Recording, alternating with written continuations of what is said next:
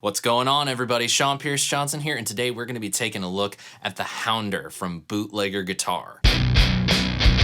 Bootlegger Guitar is a company based out of Hermosa Beach, California, one of the many beach cities that dot the coast of California, much like my own hometown. And basically what they do is they design their guitars here in the United States. They're built over in a factory in South Korea. We know Korean factories to be fairly reputable, so that's kind of a big plus right there. When the guitars are finished, they're shipped back over here to the USA to Bootlegger, and they pass them along to you and sell them direct to you, the end user, which basically allows you to save a lot of money not having to deal with the whole normal company dealer dynamic.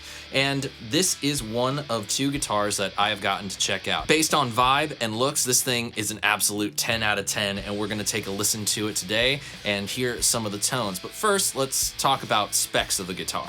The body is made of sapele, which is basically a cousin of mahogany.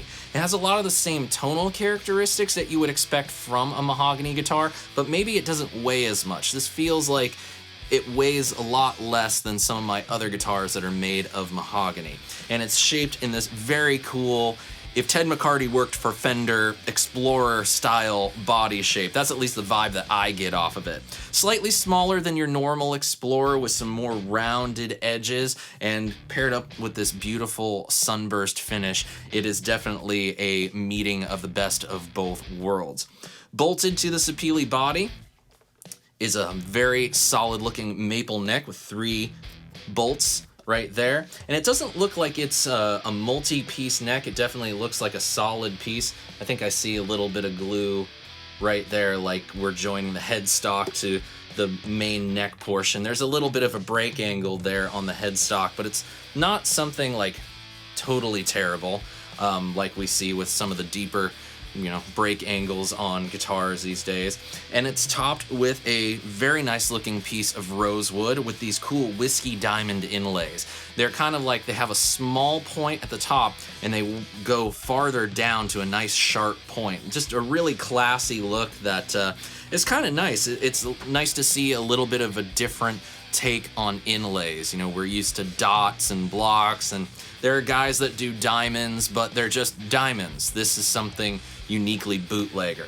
And then we got this very classy looking 3-on-3 headstock up at the top. There's a lot of debate in guitars of like, oh my god, that guitar headstock is ugly. Oh, that one looks sexy and hot as hell. This one, I think, definitely is a very cool option. It has just some nice clean lines. It's nothing too ornate. It's nothing too out of the ordinary. It definitely is the Bootlegger headstock, and I think it fits this guitar very nicely. Now let's get to the electronics. We have a humbucker in the bridge, single coils in the middle, and neck position. So a very sort of super Strat-esque kind of pickup configuration, and these are OEM pickups made by a company called BMK in Korea, and I think they sound fantastic. Pair it up with a 5-way blade switch, which if you have the switch pointed closest to you, you have your bridge pickup, and then conversely, when it's pointed closer to the ground, you have your neck pickup and all the 5 variations of the pickup combinations in between. We have a master volume, master tone, 2-pneumatic bridge with a stop bar. So all in all, this is basically a combination of some of the better features of the two schools of thought, your Fender school of thought and your Gibson school of thought, married into a guitar that is uniquely Bootlegger, and we are going to take a listen to it today. We're going to plug this guy into a couple pedals on the floor. I have my TC Polytune 2 to keep us in tune, a Keeley Fuzzbender, a Keeley DCR, plugged into my Orange Rocker Verb 100 with some delay coming from some TC Electronic Flashback 2 Chaos Crescendo action, and the Boss Tube amp expander for another style of echo, and also the reverb. So let's go ahead and get started. I'm going to plug this thing in and let's hear some clean tones.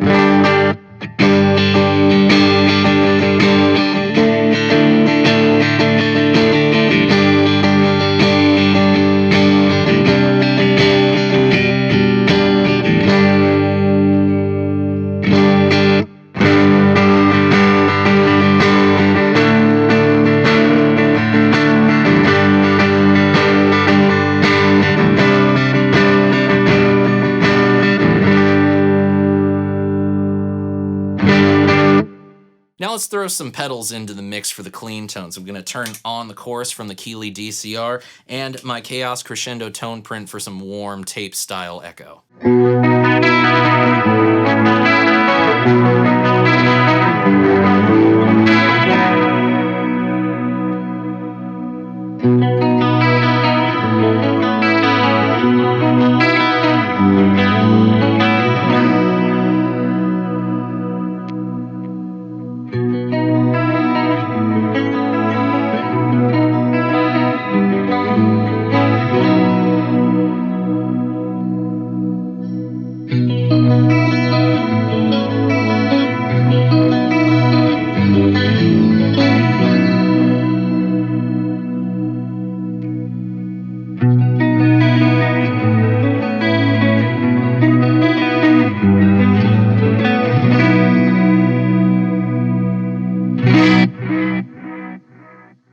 Now it's time to hear how the Hounder can rock. I'm gonna go ahead and switch over to the dirty tone on my orange rock reverb 100. I've dialed the gain back a little bit for this example because I wanna get more of a crunch tone rather than a heavy high gain tone.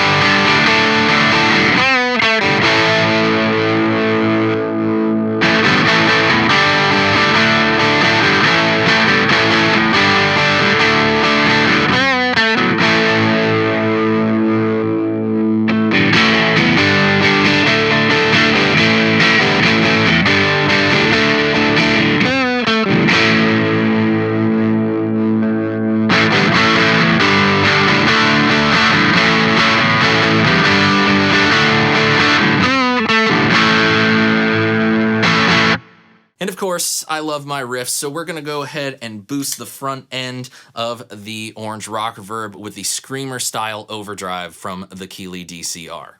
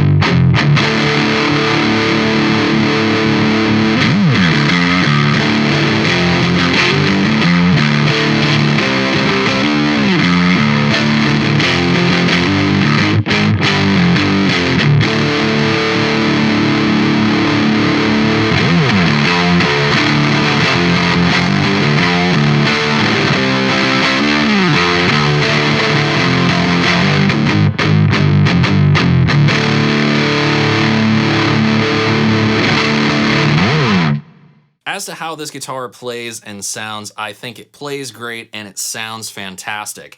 The first thing that I noticed with these bootlegger guitars, both the Hounder and the Rye that we'll look at in another video, was how good these stock pickups sound. I just don't hear great tones from pickups in guitars like around $550 and under.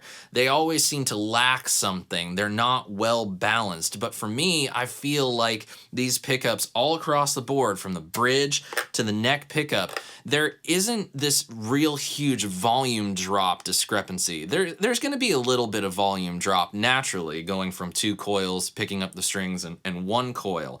But I feel like they're well balanced enough in their output that it's not so apparent that it's jarring. The neck is very comfortable in my hands. It's kind of got a little bit of thickness to it. It's not like your super thin neck. Think more 60s Gibson style neck, that slim D, but it has a little bit more roundness to it.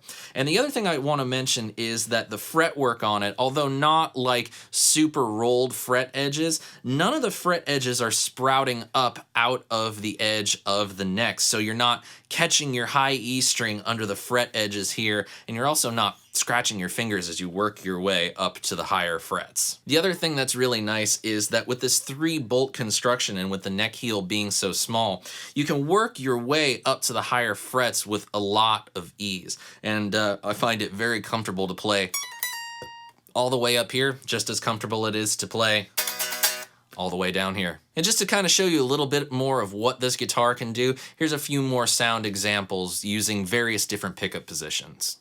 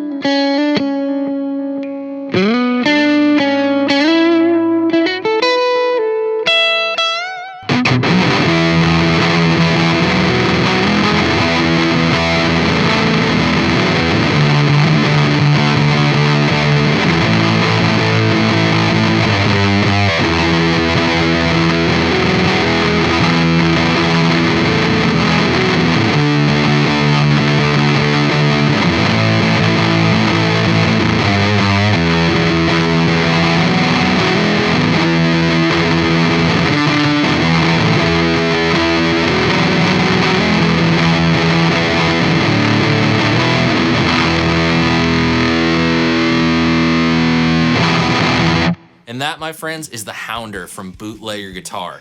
I love a lot about this guitar, from the vibe to the way that it feels to the way that it sounds. But some of those do come with a little bit of a caveat that I feel like I have to address with you guys. When I got this guitar, it was not set up the way that I like a guitar to be set up at all. The action was very high, it definitely needed some truss rod adjustment, and definitely was going to need some intonation work.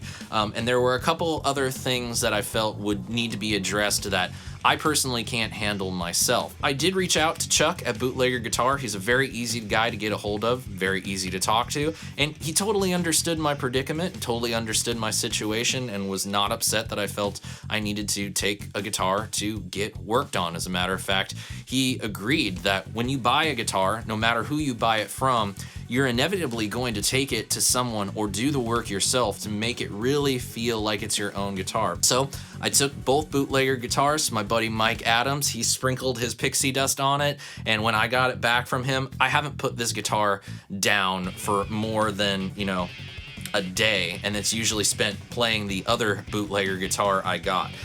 His work has made this thing feel incredible. We readjusted the truss rod, got the action where it needed to be, got the intonation set. We had to mess around with the nut a little bit, but once all those parameters were dialed in, this thing is a banger guitar. It is absolutely fun to play, loving the vibe, loving the way that it feels, and it's just, for all the shortcomings of inexpensive guitars, and most inexpensive guitars are going to have some shortcomings, this is one that I feel like, despite everything like not being great right out of the box, once you have everything dialed in the way that you like it as a player, you are going to be playing this guitar non-stop. I know I have to give this back to Chuck because he's going to want to take this guitar to the NAMM show, and I kind of don't want to give it back to him because what guitar looks like this? It is just as eye-catching as it is classy, and the tones are very, very enjoyable, and I can't wait to hear more from Bootlegger Guitar outside of the two guitars that I have. So in that meantime, I want to hear what you thought of the Hounder, what your thoughts are on my experience, and whether or not you are curious enough to reach out and get one of these for yourself. And you can let me know your thoughts in the comment section below. And make sure you click the subscribe button, turn on some notifications, and come back for another Bootlegger Guitar demo very, very soon. And if you'd like to see that video before anyone else in the world, as well as get some access to secret stuff and exclusive content, please consider becoming a patron and joining my Patreon page today. Until next time, my friends, I'm SeanPierceJohnson, wishing you all out there great tone and happy stomping. Cheers, everybody.